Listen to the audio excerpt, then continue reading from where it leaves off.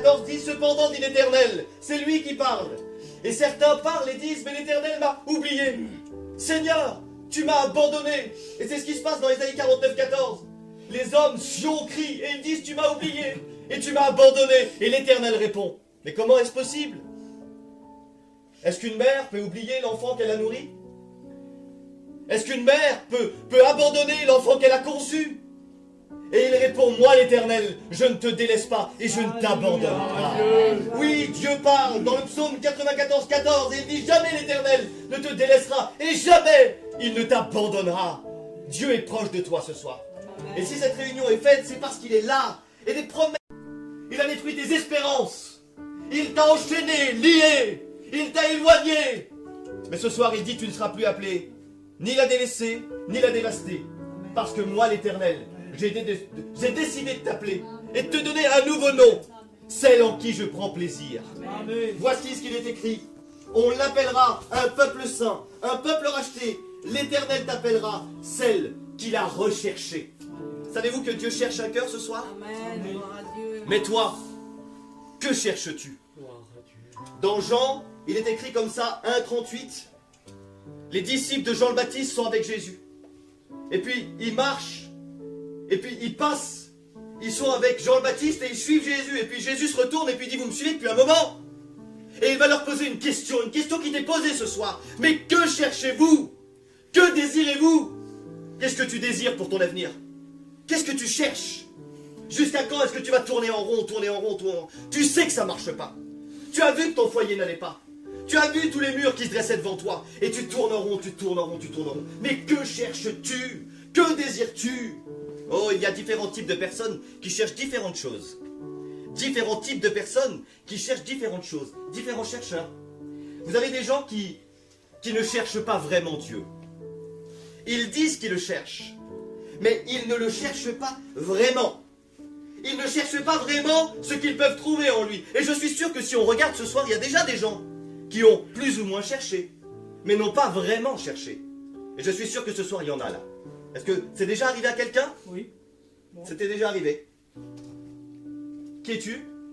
Mais moi, dans la vie, je m'appelle le jeune homme riche. D'accord. Et qu'est-ce qui t'est arrivé à toi? Mais moi, je cherchais. Je cherchais le bonheur. Je cherchais la vie éternelle. Et un jour, il est passé. Et quand il est passé, je lui ai demandé, Tu dois demander quoi? que faut-il que je fasse pour avoir la vie éternelle? Donc tu cherchais quelque chose? Je cherchais ce que mon cœur avait besoin. Ce que mon cœur avait réellement besoin. Et qu'est-ce qu'il t'a répondu? Et il m'a répondu d'observer les commandements. Mais je lui ai expliqué que j'avais grandi dans ces choses-là. Je connaissais. Je connaissais parce que j'ai été élevé là-dedans. Je connaissais la loi. Il m'a récité la loi. Et je lui ai répondu, je sais. Donc tu savais? Tu connaissais la loi? Tu connaissais Dieu? Tu savais qui il était? Mais tu n'étais pas comblé, tu cherchais encore quelque chose? Oui. Parce qu'il me manquait quelque chose. Et qu'est-ce que c'était? Il me manquait parce que mon cœur avait réellement besoin. Et puis il m'a posé une question encore. Et il m'a dit, il te manque encore quelque chose. Et quand cette question m'a été posée, j'ai été mis devant l'évidence. L'évidence qui ne m'engageait que moi seul. Les choses que je ne voulais pas délaisser. Il m'a dit ce qu'il fallait. Et qu'est-ce qui s'est passé pour toi alors? Mais qu'est-ce qui s'est passé, c'est que d'un moment qui aurait dû être de la joie, je suis reparti tout triste. Parce que mon cœur était lié à ces choses-là. Et de moi-même, je ne pouvais pas m'en libérer. Mais ce que j'ai fait, je ne lui ai pas laissé l'accès à lui. J'ai refusé tout simplement. Et de ma faute, je suis resté le jeune homme riche, mais triste, sans lui. D'accord. Merci. Merci pour ton témoignage. Ça veut dire que certainement, la réalité c'est qu'on peut connaître Dieu, avoir grandi dans les choses de Dieu, connaître la mission, connaître l'évangile, connaître nos églises évangéliques, rentrer à l'intérieur, s'asseoir, parler de Dieu même, parfois même, qui sait, peut-être même prier. Et pourtant être toujours triste.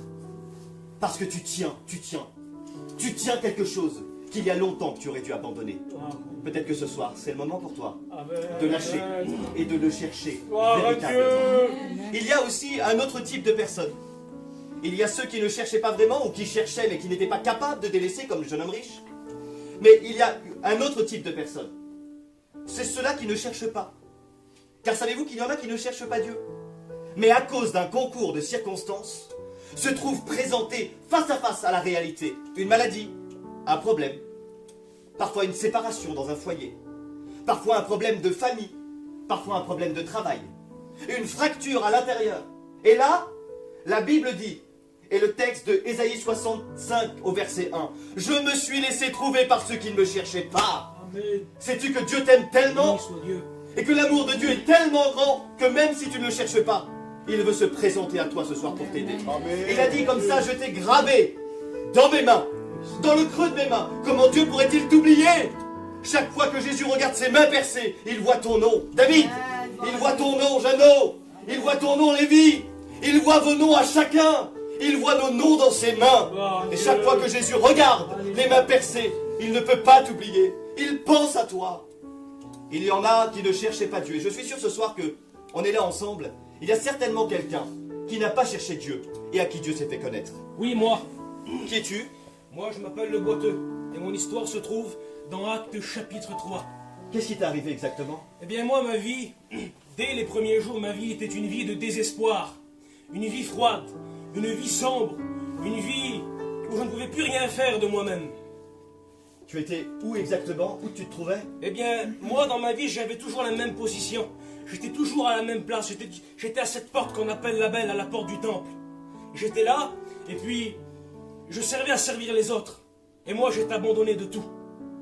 Et je voyais ces gens qui passaient devant moi et qui rentraient dans la porte.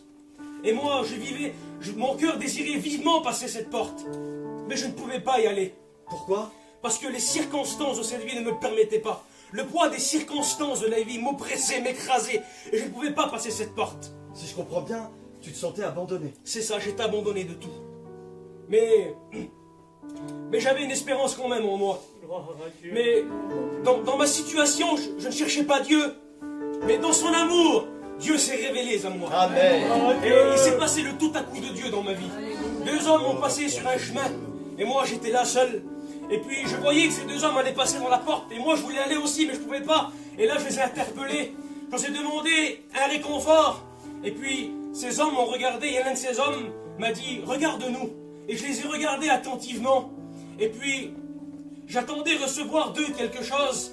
Mais je voyais quelque chose en eux que les autres n'avaient pas. Et cet homme m'a dit, je n'ai pas ce que tu me demandes. Mais j'ai plus que ce que tu me demandes. Je n'ai pas quelque chose, mais j'ai quelqu'un. Et j'ai Jésus pour toi. Amen. Et là, cet homme m'a tendu la main. Et j'ai saisi sa main. J'aimerais vous dire que je n'ai pas saisi la main d'un simple homme, mais j'ai saisi la main du Dieu Tout-Puissant. Et Dieu m'a sorti de ma misérable vie, de ma vie de ténèbres, de ma vie d'angoisse, de ma vie d'oppressement. La douleur et les gémissements sont partis. L'allégresse et la joie sont venus. Et aujourd'hui, je marche en Dieu. Je loue son nom. Et c'est lui qui m'a fait passer la porte. Amen. Merci. Merci à toi pour ton témoignage. Ce qui veut dire que on peut peut-être être à la porte et voir toujours les autres bénis à notre place. Entrer dans le temple, entrer dans la présence, sans jamais nous-mêmes la goûter. Jusqu'au jour où Dieu décide, car Dieu l'a décidé pour ta vie, que tu sois ici ce soir et qu'à ton tour, tu puisses franchir le seuil de la porte et que tu puisses entrer dans la présence et vivre autre chose que ce handicap qui te tient. Oh, ce soir, pour toi, laisse-moi te dire que même si tu ne le cherchais pas, Dieu a décidé de se laisser trouver par toi. Il se positionne devant ton cœur. Et ça, c'était un deuxième type de personne. Il y a ceux qui ne le cherchaient pas vraiment. Il y a ceux qui ne le cherchent pas. Et puis peut-être que si tu es là ce soir, c'est que quelque part, tu le cherches vraiment. Peut-être que quelque part, si tu es assis sur cette chaise, c'est parce que tu as désiré être là. Et parce que tu veux qu'il se passe quelque chose à l'intérieur de toi, dans ton cœur, ou peut-être même dans ton foyer. Ou peut-être que tu voulais que certaines chaînes tombent. Eh bien, laisse-moi te dire que c'est possible. Car ce soir, il y a des gens, et il y a peut-être même quelqu'un au milieu de nous, qui a véritablement cherché. Et la vie de cet homme, peut-être, a complètement changé. Qui c'est? C'est moi. C'est toi? Ouais. Qui es-tu? Je m'appelle le jeune homme Jaché.